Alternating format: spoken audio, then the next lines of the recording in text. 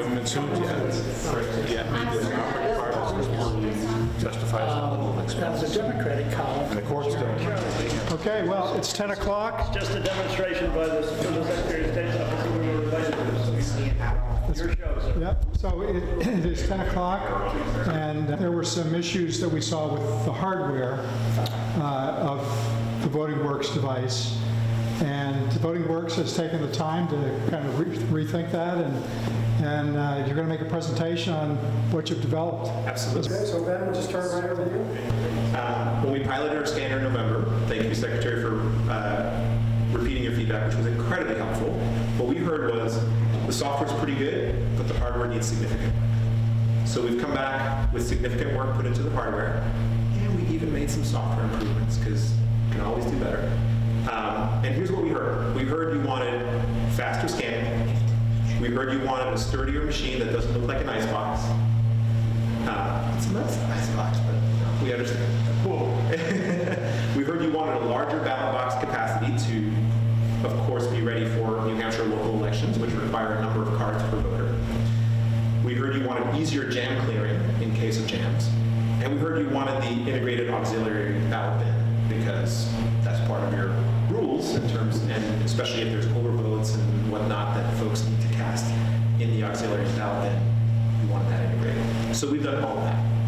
And what I want to show you is we've gotten to the point where scanning a ballot from the moment you put it in to the moment it's fully accepted by the machine is now under 5 seconds, which is more than twice as fast as it was before, and which is the fastest on the market today. It's almost as fast as the AccuVote. Almost as fast.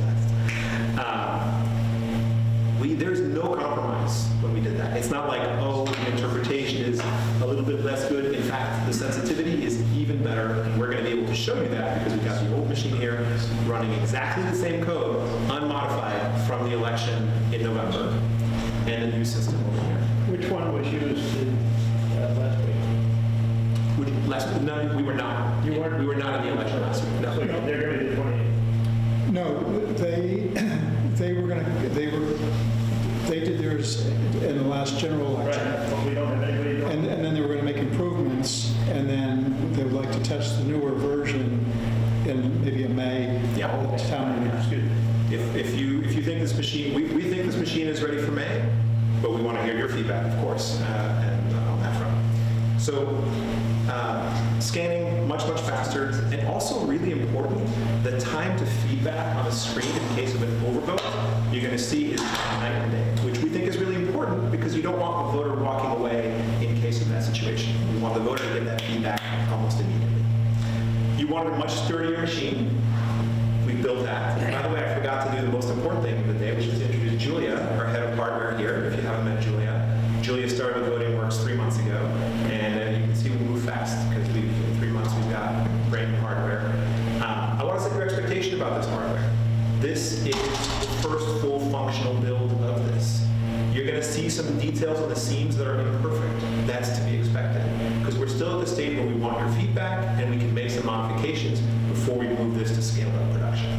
But this is functional. You'll see it works quite well. And so much faster, much sturdier, a ballot box that can hold plenty. In fact, we expect it to be way better than your AccuVotes. So even in a local election, you won't have to clear the ballots halfway through the day. You'll be able to just go the whole day, and at the end of the day, empty the ballots out the back. We built it so that the ballots here at the very top, which, by the way, in case you're wondering, which you should wonder, does meet ADA requirements. The idea is you come sideways with the wheelchair, it's right at the top. In fact, we've positioned the screen in such a way that it's better for people in wheelchairs and still works well for somebody standing up. And because of the position of this, we've got tremendous ballot box capacity and also a very low likelihood of jams because of the fact that the paper gets to drop so much, and it would take many ballots to cause any kind of backup over here. But even in the case of jams, we've made it much easier to clear the jams too. And of course, we've integrated the auxiliary ballot bin, which is down here, and which is secure. We've dramatically reduced the number of seals you have to deal with. You remember that this was one of the issues with our previous system. There is one seal on the front here that secures both the ballot box and access to the card reader. You may remember that at the last minute we had to do an extra seal here on the card reader, and you won't have to do that anymore. There's one seal in the front that you can seal at the beginning of the day. And you can't see it from here, but there's one seal at the back that seals the ballot box. That's it. That's what you have to deal with. And if you need to unjam, it's break one seal, unjam, reseal. One seal, that's it. If you need to clear the ballot box, it's break one seal, clear the ballot box, reseal. One seal. We've made it such that any action you have to take only takes one seal, and that's it. But I think you don't really want to hear me talking. I think you want to see how it works. So let's see how it works. I want to show you first what I want to show you first. Just a normal ballot going through the old system. Let's go through the old system just to give you a sense of that.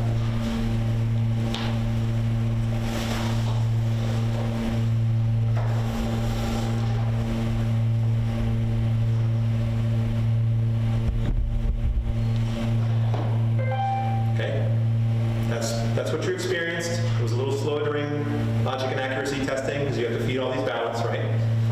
Now I want to show you the new system.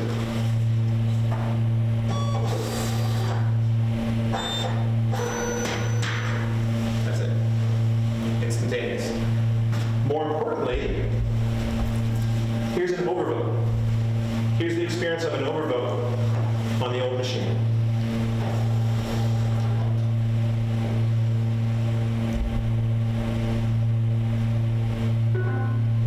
Okay? Voter might have walked away, not paying attention, is the machine broken, that kind of thing. Here it is on the new machine. Right away. No waiting, nothing. You may notice, you're like, hey, you changed the fonts and the colors, etc. Actually, we've done a lot of work on this system to be compliant with the latest accessibility requirements on the Voluntary Voting Systems Guideline version 2. So you've got the ability to blow up the font. You've got the ability to switch to low contrast, all the different contrast modes here that voters may want, may need. And bigger font is nice too. Yeah. One of the concerns that the Ballot Law Commission had in viewing other devices was be sure that nobody standing in line behind the voter could see how the voter voted. Now, nothing you've shown us shows us the voter's ballot. They're never going to see the ballot. No, the contents of the ballots are not displayed here. Okay. We've talked to some areas, some jurisdictions in Mississippi that would like the content shown because some voters want to know what the scanner read. If we ever did that, that would be an option. You would get to turn it on or off depending on what you prefer. We do have, and If we did that in New Hampshire, we want it to be about 2 by 2 inches. right. But we are thinking about ways to make this, like if it were shown here, right, or like really there would be privacy for it. But we understand the concern you have, and that's why we would never make it mandatory one way or the other. We get to choose, basically. And does the screen show which contest? Was overvoted? Yes, it does tell you that. And if that's something you wanted to not have, we'd happily take that feedback if you think that. It says it now, even on the active vote, Yeah. overvote in certain race.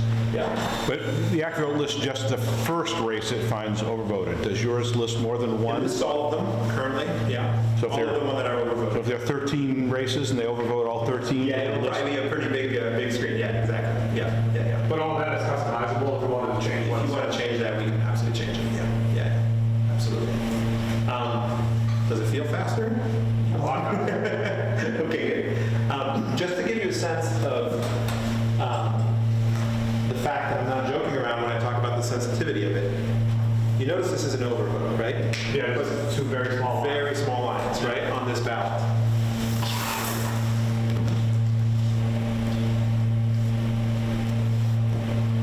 So I would venture to say you put this through the AccuVote, it would not detect this as an overvote. And you put this through our old machine, it also would not detect it as an overvote. It's the threshold there.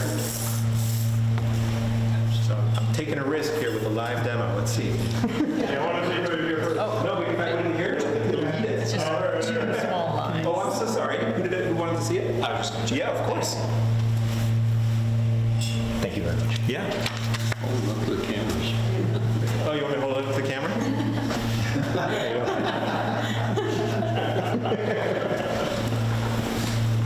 So, let's see. Now I got to reject it, right? Pretty good acting for a dumb voter that voted too many times. Yeah. Too many votes. So we detected that, and just to show you what happens if I put it in here.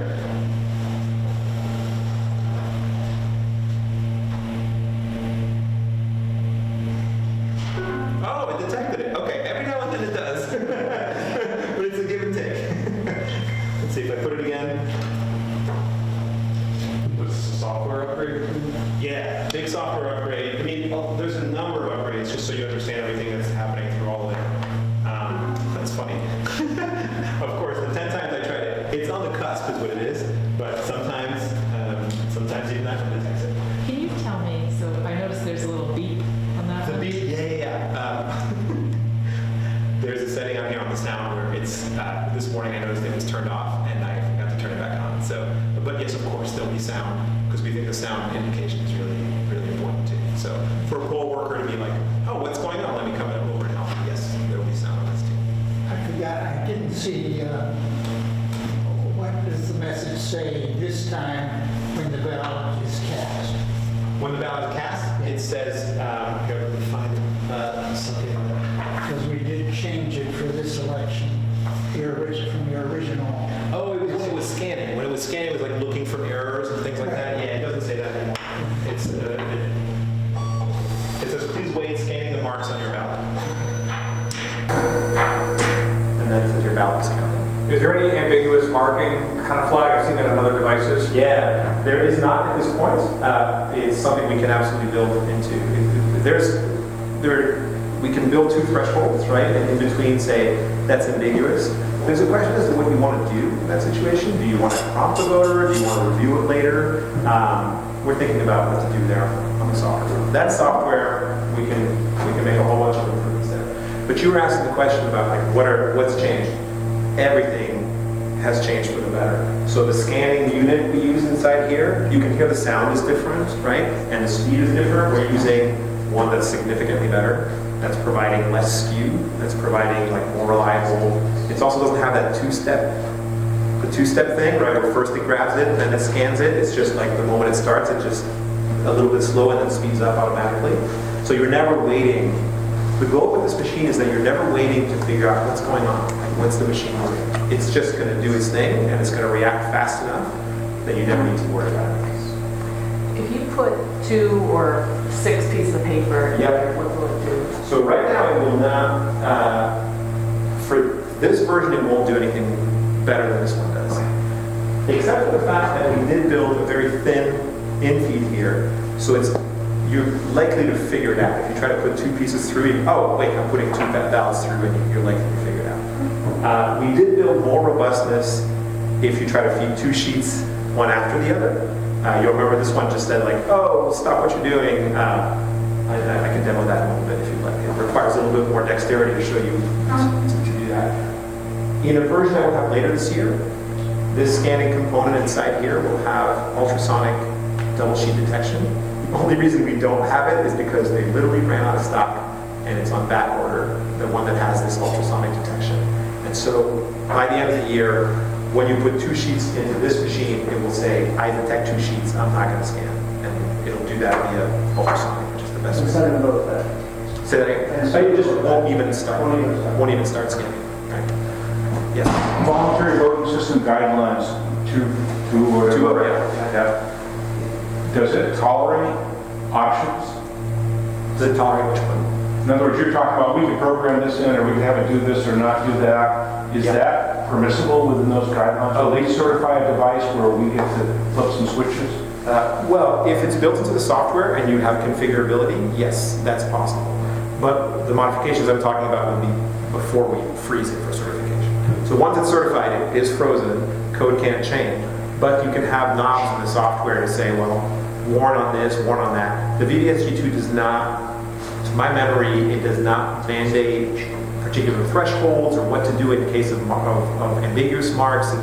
That's more whatever you declare you do as a vendor, the testing labs will check that you do that correctly, and then you, as a customer, would decide if those are the features you want. So. And when they certify it, they're certifying it with a record that says the customer may turn this feature off.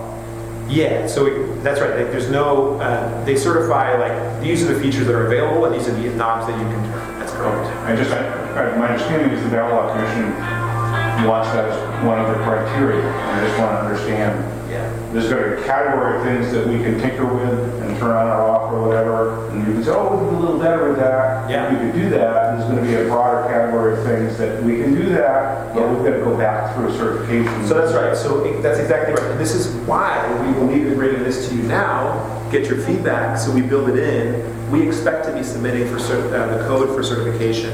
We just went through the beginnings of that process, what's called pre-certification, to do reviews on our source code. Things are looking in really good shape in general. But there will come a point where we have to freeze it for certification. And so any feedback you have now is really easy to take into account. And then after November, it'll be a lot harder. It'll just take another certification round, basically. And do you have a future vision for how often you anticipate going back for recertification, or is that just based on what happens? You know, I would really like to go back on a yearly basis. There's a cost aspect to it. I was going to say, this isn't free. It's not free. And then there's a question of just how long the process itself takes, right? So we're going to learn a lot in the next few months and the next year. My hope is that we can do it yearly. That's the goal. I've seen some vendors be able to do it yearly, and the initial signs we're getting from the testing labs indicate that, you know, if we're doing major hardware revisions, okay, that might be not yearly, but software revisions, I think yearly is within reach. So, yeah. Yes.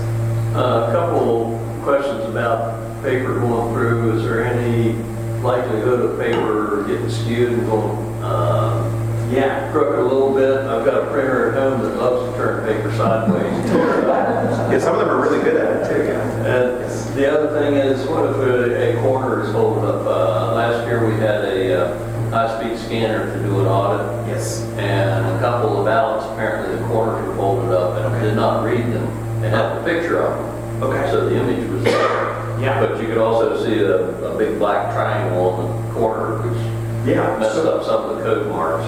So in this system here, so these are excellent questions. There is no scanner on the market that will scan something perfectly.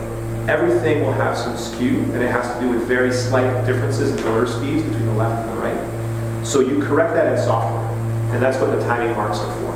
So what we've done, the improvement in this machine, is we've made our algorithm even better at de-skewing in these situations, which is why we can detect things reliably at a lower threshold. Even though my demo was not as good as it should be, somehow this whole thing outperformed. But we can, it's because we are particularly good now at de-skewing. Everything skews. Every system on the market is doing something to de-skew, and that's also what takes some time.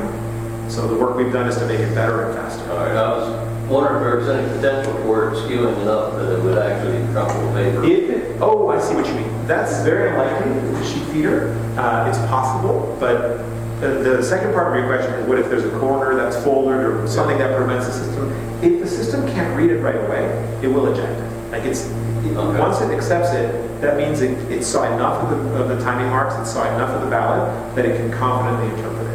And that's a rule that we're very strict about. If we have any doubts at all about how we're interpreting the ballot, we'll kick it out. Rather the voter, know, and they put it, I forgot to say, like, this is the auxiliary ballot. And that's what caused one problem in our town. Totally. Because I was trying to rush through so quickly the absentees of votes.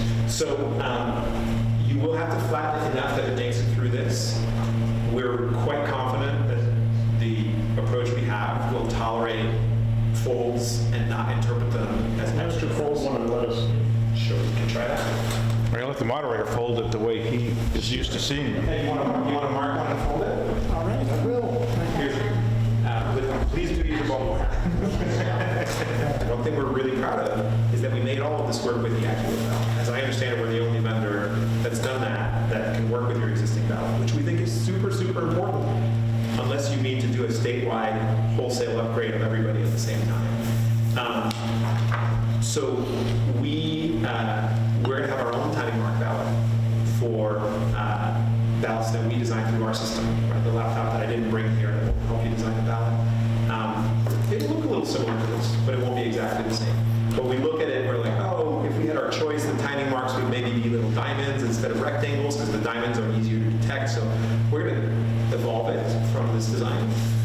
But at a high level, it will be about the same, which is timing marks and bubbles that are aligned with the timing marks so that the system doesn't get. We will certify this machine to VBSG2 with AccuVote ballot support.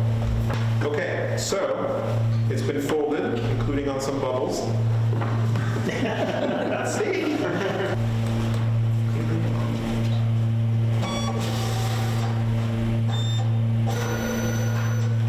But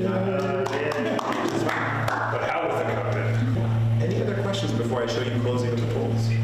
Can we, each of us try to get in? Absolutely. Here, I brought ballots and pens for that reason. That's here. Oh, do you want one? Now, see here, this one is, So Ben, in your algorithm that determines what is and is not a vote, Yes. in a hand count situation, so in a recount, our published guidance is that if you're looking at a ballot and you see a mark and you kind of wonder, is that intended to be a vote or not a vote, you're instructed to look at all the other marks in the ballot and look for how that voter is marking their ballot. And Right. You're trying to determine voter intent to see how the marks yeah, are. so if they're filling in the oval fully on all the ovals, and then there's one where there's some small mark that maybe it's a check mark, and maybe it's a hesitation mark, and maybe it's a vote. That's right. A human being's going to make some judgment call of what's more likely than not. Yeah. And we're aware of the other folks competing to be approved in New Hampshire. Some do and some do not have their algorithm looks at that. Which is yours? What do you do? We only look at like how much of the bubble is filled currently. So Okay. we don't compare to the other bubbles. We haven't in practice seen a case where, like the only case where you would have a spurious mark that we've seen in practice is when somebody crosses out a name. They're like, no, I changed my mind. They cross out a name and they cross out the bubble, which is like a pretty thick bubble, so we wouldn't really register. We could look into that. We've talked about that. Like, what if it's inconsistent with the other bubble? I yield to Chairman Cook and his crew in terms of what they want the device to be able to do. I mean, it's an interesting issue because it mimics what humans are going to do, but it also creates a circumstance where an identical mark will be counted as a vote on one ballot and not on a different ballot. So I got to write in here. This is what's Nice. Put your ballot in here. Yeah. So the bottom. Yes. All right, why don't we continue? Yeah. This is, so 12 ballots cast. We're going to make your polls. In this version, in 3 months, we couldn't quite do it, but hopefully the next build we will. We'll build a printer into this. Right now, the printer is still a separate unit for printing the tally report. But let's show you, remember, notice like no card reader, right? This is one of the things about like the card reader being exposed. So at the end of the day, it's time to close the polls. So I'm gonna cut this seal over here. Of course, I have to have the power one right over here, so it's this opens up. We made this transparent. When I say we, I mean Julia. Julia made this transparent, so you can immediately see ballots that have been cast in the auxiliary bin. You're not going to forget them, right? Which is something else we wanted to point out. It's a good thing. Yeah. So we can open this here and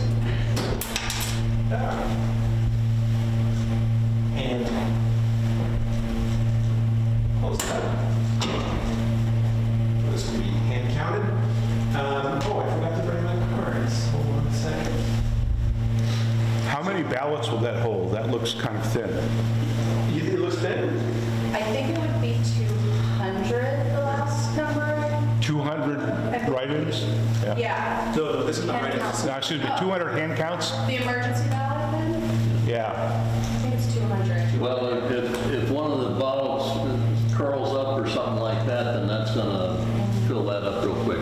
Have you seen bigger on competing systems? Because we think this might be the... I don't know that I've seen it on competing things. I know that towns sometimes have to empty it during the course of the day in the larger population places.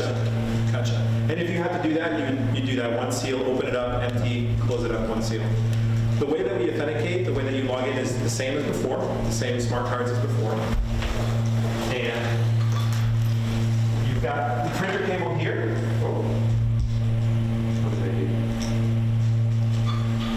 Okay.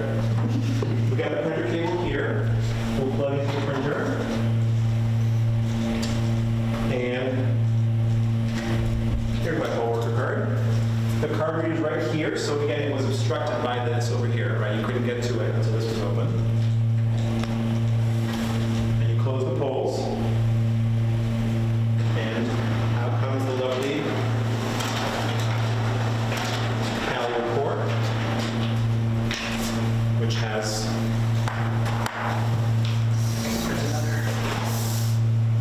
Are they both the same? They are the same, yeah. But I know you like to print 4, so you can print 4. It's a tie.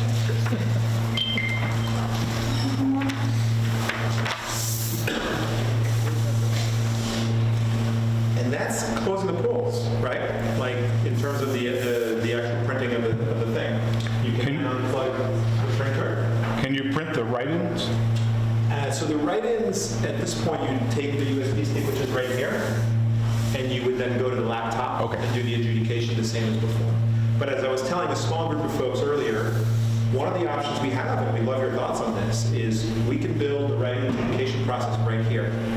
So there's one less machine to deal with. And meaning at the end of the day, when the polls close, you can plug in a keyboard right here and just go through the entire process of looking at the images and whatnot, so you don't have to transfer a USB stick, you don't have to worry about the USB stick getting lost.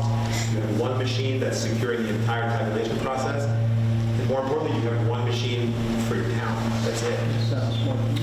So if you like that, that's very, for us, open source software, it's very easy for us to take that software and move it onto here. It's just a question of whether that makes sense for Would you. you be able to print the write-in votes, just like you did the results? Yeah, exactly. Everything you saw in the last thing, including the tabulation report, that's like exactly what you need in New Hampshire, we could print it right from here, and you never have to deal with like, where's the laptop? Oh my goodness, who knows how to use the laptop? Well, you just need to know how to use this. Could you, I think that you had I forget when we were in Woodstock, Yeah. if we were able to add overvotes, Yes. you'd be able to add You would do all of that the here. hand count stuff right to the screen. Yes, yeah.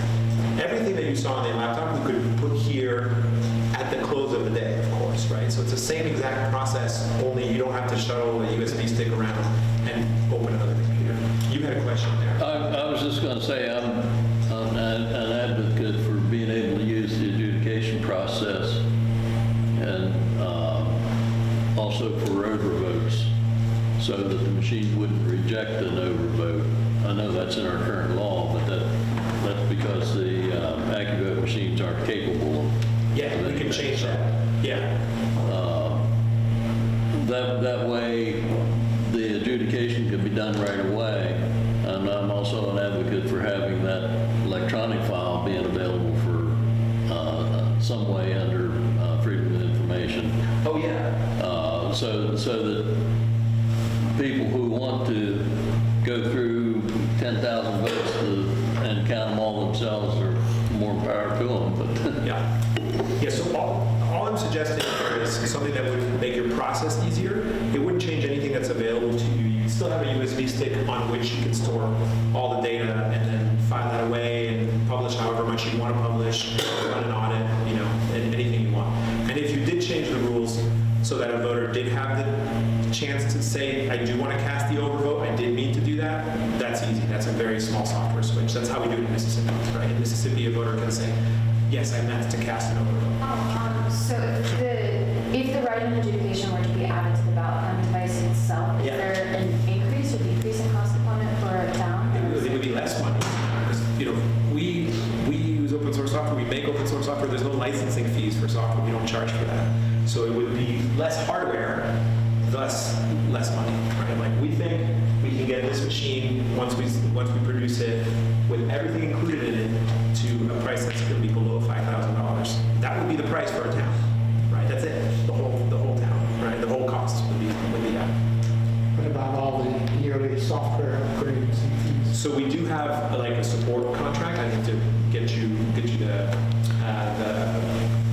price on that. I forget what it is. It's not going to be weirdly outrageous compared to any other vendor. But that's really just for support and whatnot. Software updates, we're going to keep updating the software. Again, we don't charge for software licenses. Like, that's not what we do. So yeah, that would be included as part of support. And then I think Bud, you Go ahead. I was just going to ask who designs and formulates the ballots So right now and programs the machine to be able to use those ballots as well. So right now we have a process that worked pretty well in the last pilot where you produced the AccuVote ballots and we got the XML file, and from that you can program the machine. We can do it. You can do it. We try to make this as self-serve as possible, but we're more than happy to help.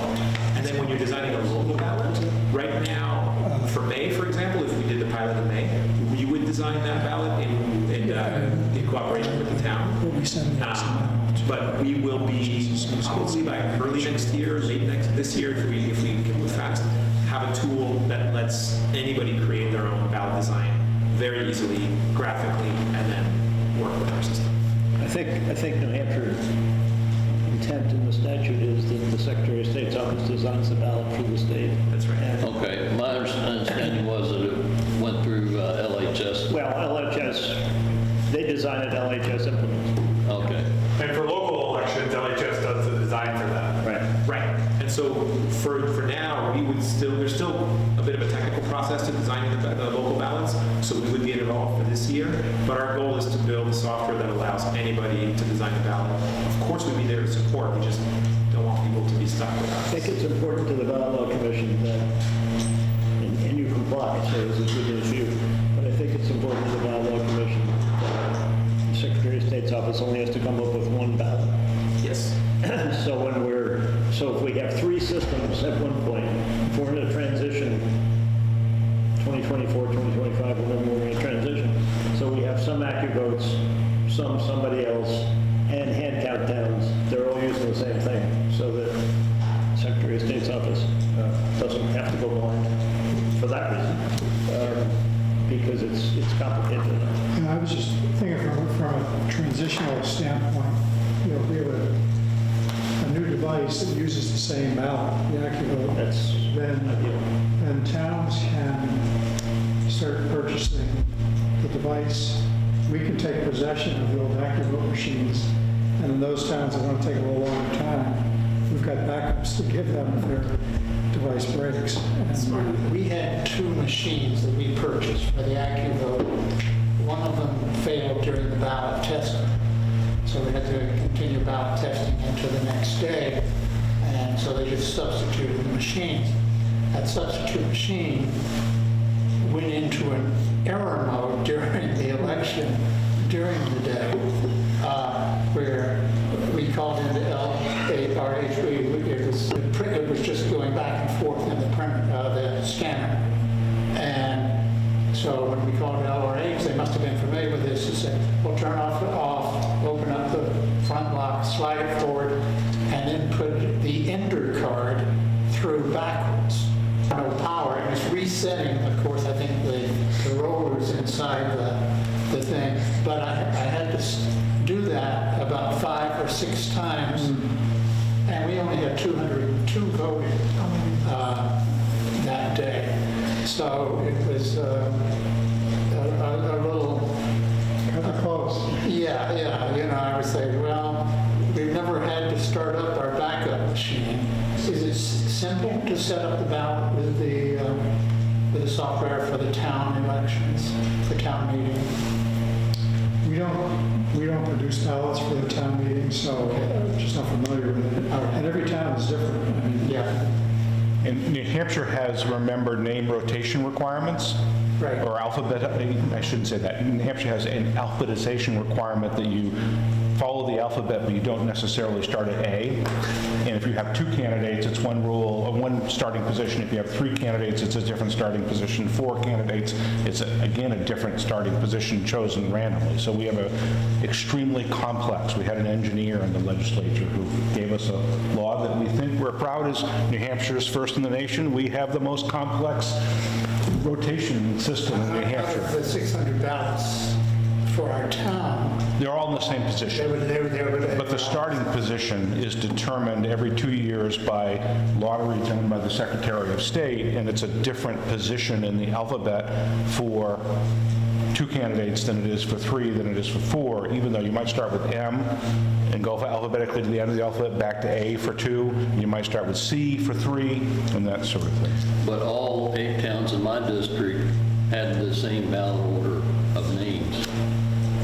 Well, you're talking about... Started at the same place for each of the 8 towns in my district. For town elections or state elections? This was state elections. Yeah, I'm talking about for town elections.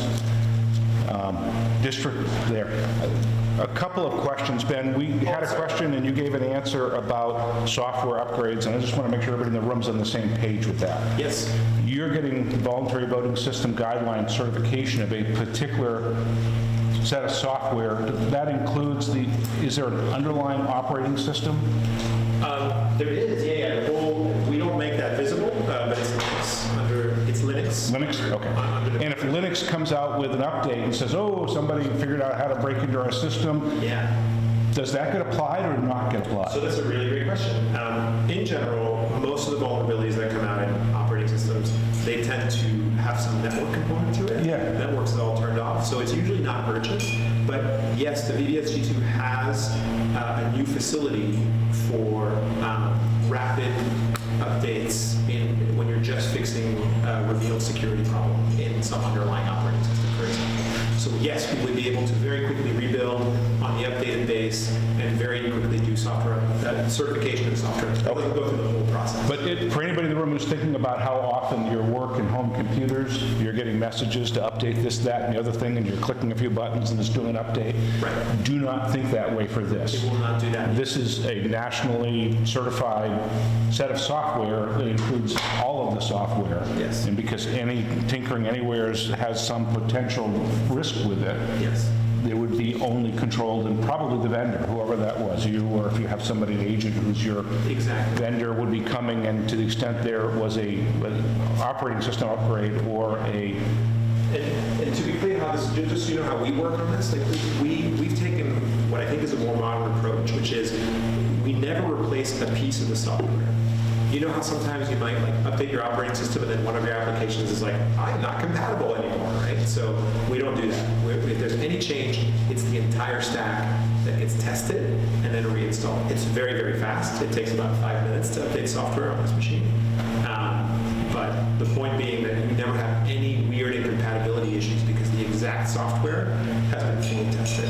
And in fact, we have, at some point I can tell you more about the really cool security features we built in to make sure the software does not get modified in any unauthorized way. So next I have a catch-22 question. Today the devices, the AccuVote, has a base that's approximately the same size as your box there, but the device sets on it and comes out and goes in a bag that gets sealed, and the bag goes into, ideally, warm storage. So the clerks have a cabinet, a closet, a safe, something that they stick it into. And the bases oftentimes are going into cold storage. So there's some place in the highway shed or some place that's not kept warm and is not, as pristine as where the computer sits in the off-season where it's stored. And one of the things we're asking of all the vendors is, does the brains of this thing get separated from it between elections so they can be stored in a different place? Or do towns contemplating acquiring your device need to have whatever times amount for the number of devices they need to have that size of warm storage available? It's a great question. And Julia is particularly interested in this question, so I'll let her stand up and talk through some of that with me. First, one thing we wanted to show you on the way is you wanted to see the ballot box, right? So you can see the ballots. So why don't we do that? You want to, should we turn it around? It's like a magician's box. So the fun story is that my mother used to be a magician's assistant, so it's a little cute that I just designed a magician's box. Best as it I know, that's my fault. So this door opens, and it has, the ballots are down here, and, That's it. okay. Yeah.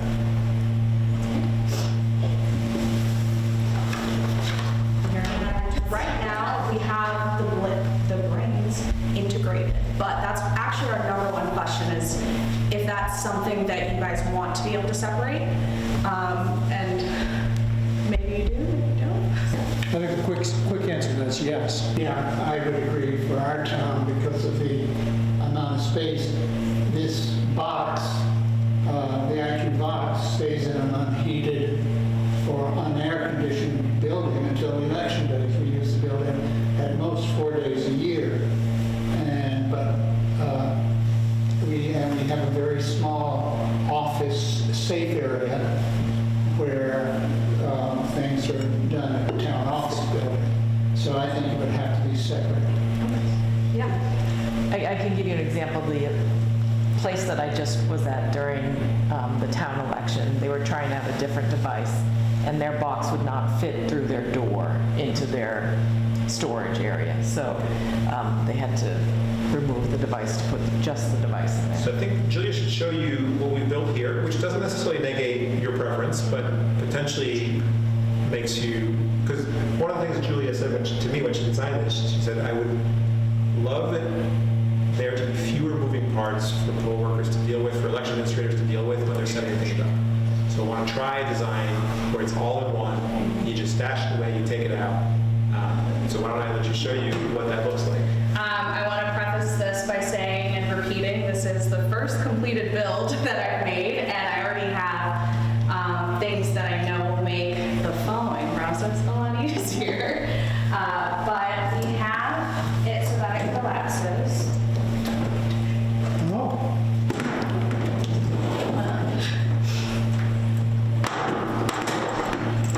Okay, and then we did our green ties. You got it? So, and then you could pass me one so I can do the other side. I should have done that, sorry. But we have this, so it's essentially, I haven't done the math completely, but it is more than halfway collapsed and probably about a third of the volume collapsed. But we would still want this to be collapsible regardless if the brains are separated or not, but we definitely have options for removing the electronics. what does the moderator think about that? I think that's a good size, but that's, I know our town clerk, Welch, calls you multiple times each year, would prefer something, a storage unit like that, a case could be stored in the town hall where we vote, and the brains could be stored in the office where we know it's protected. I can definitely see myself having the next iteration doing that. Yes. I noticed when you first opened that up to take the ballots out, it looked like the thing was about to collapse and fold up while you're trying to get the ballots out. So that would be something that Absolutely. you wouldn't want to have happen. That's part of the, I was mentioning to some of you guys earlier, but right now I have these foam edges trying to make sure that it both slides and keeps a seal so that ballots aren't coming out. Already moving on from that, but there's going to be more of a jigsaw situation at the corners, which would help latch it in. I'm also building in pieces that keep those doors where they should be until you are ready to collapse it down. So yeah, this is, the way that I think of this is, in my mind, ready to run a great election, a pilot with our supervision, because it needs a little bit of hand-holding to fold it up and whatnot. But of course, a number of improvements that we want to make for it can be used widely without our supervision. So with the the scanner and the computer part, the brains part of it, what are the storage requirements in terms of environment? Dust, heat, those kind of things? We'll need a little more time to give you the exact details on that, but at a high You could give me precise things and it wouldn't mean anything to me, just in very general terms, what, I mean, the bottom line is once, if we pursue this idea of separating the brains, it'll go in some briefcase or something that like is sealed, and then, yeah, don't bring it to the sauna with you or anything, but, it's gonna be fine. and I think we have to contemplate, some people are going to have the opposite preference and say, can we leave it in the box? Because we've got a big closet to put these into. Can they stay there? And things to think about, which I think you already are from your comments. New Hampshire tends to recruit retired baggage handlers from the airlines to move these things between elections. And old knives. I've been very conscientious of that. That's personally a thing that, even though this first round has some of its improvements, I definitely want it to be that someone who is, say, even like 5 foot, has limited mobility, even can collapse this and put it in storage. That's my personal goal. Well, our big test is sealing the ballots into the boxes after they've been cast. Right. Sealing those boxes. Right. Are there any batteries or anything else that need to be charged up periodically between elections? At the moment, this relies on an external UPS, so we're looking at whether we can fit that into the box too, and then you just have to plug the box in for a couple of, but we're not I didn't know whether the computer brain board had a battery on it or something like that. No, there's actually no, whereas this one has like some batteries inside the tablet portion up here, this has no built-in batteries by design. It's all one external battery. And our sense is the external battery might be better, because then you can just like plug a bunch of them in a small space, as opposed to having to plug a bunch of these in and take up that much more space to charge. But that's another area where we learn. Right now, this will work off of like a UPS that's like, Yeah, like this thing right under the table here. that might be a little bigger one than that one, but yeah, pretty close. Yeah. That's in addition to plugging the machine. You just plug that into the UPS, and then the UPS into the wall. Yeah, yeah. Because then that'll keep it running for 2 to 4 hours without any additional power. Yeah. I do want to add that these panels are solid, and the actual production material that we want to use has a honeycomb inside, so they're about 25% of the weight of the same size solid panel. So this is also going to be much lighter as well. What are you anticipating for pickup and carry weight for the, do you have a number yet? So I haven't weighed all the electronics, but what I can tell you is that all of these panels right now, based off of a computer program, said it would be 92 pounds. So 25% of 92 is less than 25 pounds, and then adding in the electronics, I still see it being less than 50. Less than 50, Yeah. for sure, and probably close to 40. I mean, even collapsed, that's not going to fit into the average clerk's Chevrolet in the back seat where they're used to putting it now. This is going to be the highway department bringing some kind of a truck that it gets gently lifted into and then taken to the building. So that's weight's an interest.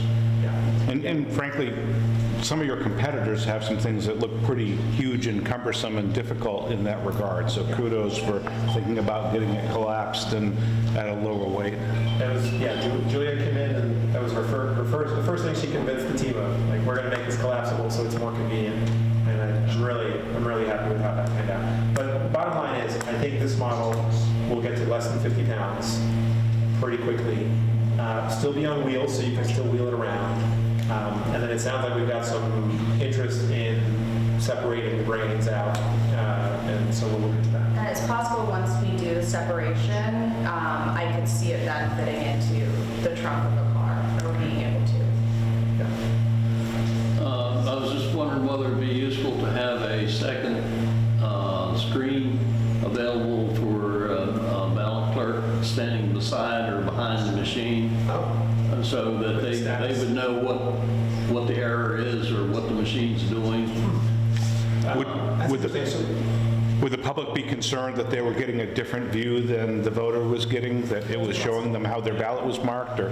But I mean, maybe there's a way- your point is well made, but I could carry some risks with it. Well, on the AccuVote machines, it's just got that little tiny window, Yeah. and the message disappears after 5 seconds, so the clerk can't get around to the machine. I'm in no way advocating to replicate what AccuVote provides now.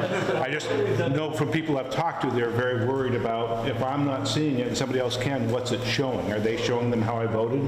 And so we'd have to think about the pros and cons of an additional screen. But to answer your concern, one of the things that we actually did do in this design that we think is really important is a small detail.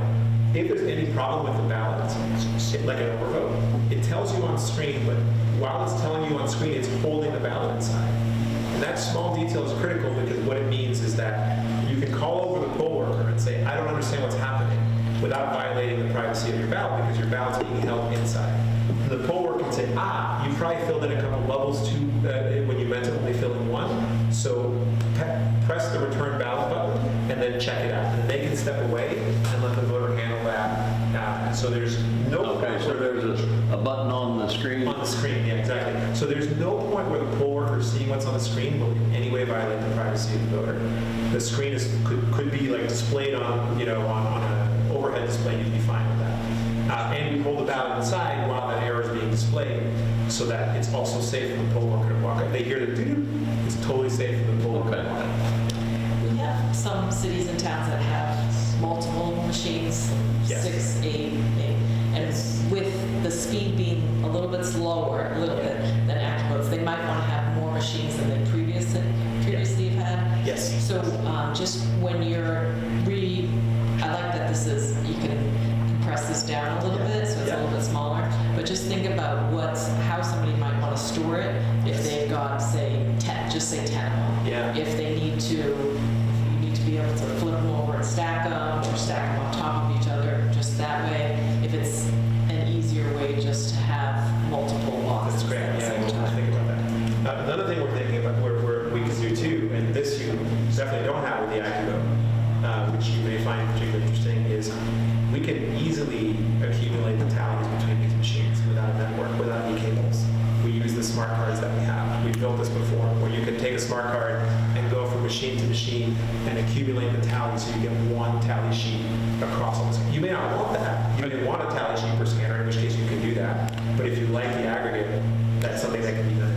So I think we need to have the Ballot Law Commission think about that. Yeah, Because that's an the option. AccuVote has that ability. It does. You could daisy chain AccuVotes together. I see, with the connection. And I can't give you the exact history, Chairman Cook, you may know it, or Dave, you may know it, but at some point, the message went out, you can't use that.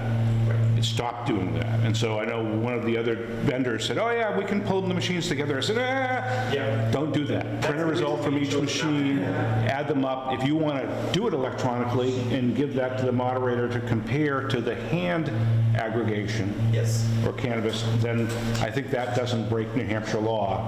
But don't have some computer add up the different device results in a way the public isn't seeing what's going on and then declare an outcome based on that aggregation. So That's really good ideas to do it. Honestly, you'll do it in a way that better than the humans aggregating multiple sources, but we need to have some either certification from the Ballot Law Commission that allows it or statutory changes to move that way. I think the concern, I've heard from enough people who think that every bad thing in the world is being done on purpose, that the problem with what you just said, and I think it's a very good tool, but somebody's going to say, but it already had a bunch of votes for Joe Jones on the card before you got there, and so I don't trust it. Yeah, what I usually advocate in these situations is you still print the individual once from each scanner, and you just get the convenience of the I mean, aggregate. it's good for a verification check, but it's, And if you don't want it, that's totally fine. Then you print it. our rule has basically been, we want these machines to be as dumb as possible, so they can't That's vote. a good. I say simple, but dumb is also a good word, yes. So you may have already said, but where are you at with the EAC certification process? So we are in what's called the pre-certification process with the labs, which is they're reviewing our source code and telling us where things are at. We do have to finalize the hardware before we submit it for certification.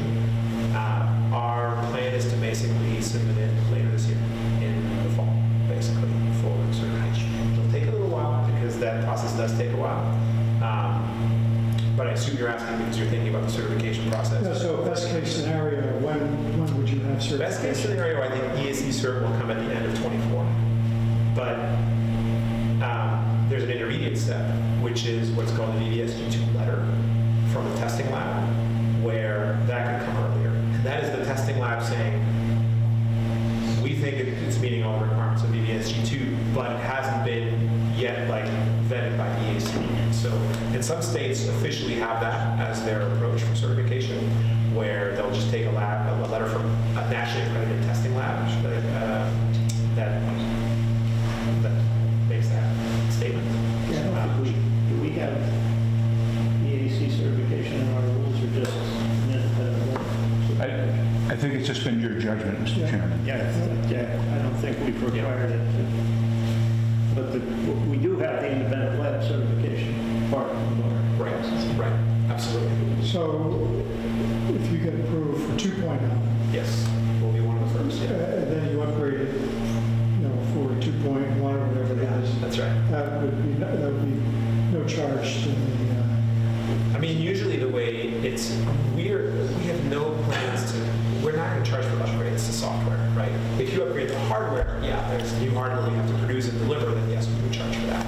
Upgrades to software, that's not where we're trying to squeeze out money from any customers. Yes? How does the software get put into the machine? So only software that is digitally signed by VotingWorks can be run on these machines. And the way it works is you have one of the cards here, which is called the System Administrator card, that has a PIN that you have to put in, tap the PIN, put in a USB, install a USB stick that we provide you. Oh, and then okay, so it's on a USB stick. It's on a USB stick. And then it will only install software that's properly signed by VotingWorks. Right. Yeah. And it's going to, between plugging in the USB stick, going through the process, total would be about 10 minutes to do a software update. But the ballot upload is comparable to what towns are used to with AccuVote, where they're going to get something. Instead of a 1940s era flat memory card, it's going to be a more modern memory stick. If you want that, yes. It'll arrive in however it's transported, but in the mail or UPS or whatever, they can take it out, they plug it into an easy thing and upload. You don't have to send somebody out to do that. In the first few months, we probably will, just to make sure we're holding everybody's hands, but not required in the process at all. Yeah, so we're happy to talk about all the certification paths that you want to think about, what would make you comfortable. I can't quite say yet, but we're working with a third-party lab on an in-depth security evaluation too that goes above and beyond what EAC requires. We're really excited about that, and we really want to show the security of the system that we're. So we can say a few things in a few months on that. Yeah. Assuming, without deciding, because it's Chairman Cook and his colleagues' decision to make, and the secretaries in terms of what we want to recommend, that we don't want to implement this for the very first time in, say, the 2024 general election. How much, but when you say late 24 for EAC final stamp of approval, but earlier than that? Earlier than that for VVSG2 letter, it's, what would help?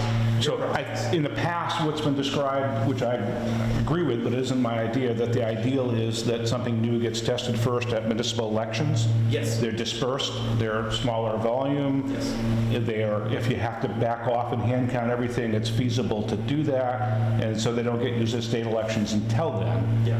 But that would mean March of 2024 if we wanted to have new devices available for use at either the September state primary or the big election, the November general. Right. So I think there's, if it's important to get a VVSG2, I think it's something we can work on with the testing. Okay, that's not my call to make, but I think that's that. I know. We're exploring possibilities. Yeah, either we do it for March, so we have some real live New Hampshire practice with the device before they go into use in the critical, nationally watched election, or we wait until after that, and now we're in March of 2025. But the state presidential primary is early in 2024. Yeah, that would be sometime either in January or maybe even December of this year, depending on how other states behave or misbehave. I'm not saying a word. It's altered. I kind of took that as just not a feasible thing that we would have it before the presidential primary. Just don't tell me the election's tomorrow, that's all. Suffice it to say, I get calls from moderators and clerks saying, can we, Manchester, Dave and I were just talking, Manchester put enough money in their proposed budget this year to buy all new machines and e-books for the checklist, which I thought was really good because they're going to save a lot of money. I don't think we're going to have anything for them to buy it in this year's budget. Because what I tell the clerks, the AccuVote people have assured us that it will be supported through the general election in 2020. So that's the key date when it's not supported anymore. That doesn't mean they can't use it, but if it's not supported in the state, they're in trouble. So the sooner you can get at least that independent lab certification, the better off it's going to be. None of that means we can't use it in isolated tests continuously in 2020. Is to provide you with enough evidence in pilots and in third-party certifications that you could, in 24, use it where needed, right? Where you need like a couple of towns that their equipment's not working, you don't really want to design another ballot, obviously, right? You want everybody using the same ballot. That's our goal. And you should tell us what you need for that, and we'll make it happen, right? And if it's nothing, like if it's like, no, that's too much, we can't do that, we understand that. Though I'm quite confident that we can count ballots at least as well, if not better, than the AccuVote. This is a very decentralized system in Hampshire because they don't buy the machines for the towns. The towns buy the devices that are certified. So they recommend, we listen to the recommendation. We have to figure out our next agenda, which is April 5th, talks about do we have any devices with us that we think the basis of the test we've just had that we're going to recommend go out for testing. I guess is the answer. And as we mentioned last time, we would love to pilot this in a local election, which we haven't had the chance to do in May, if you think that we're in a position to do that. So yeah, we'd love to follow up on that. I won't put you on the spot, but we're very interested and we're ready to do it. If you are. No, the more real-world experience we have to go on both the Secretary of State and the Ballot Law Commission, the better. And that's exactly how we feel Thursday. We want as much real-world experience watching it. We learned a lot in November that allowed us to make this decision. Well, I've got nicknames for your two devices, the old one and the new one. What's the nickname? Jim Bag. Jim Bag? And Sherman Thing. Which one? Sherman Thing. Sherman Thing. Okay. Okay. Just a visual.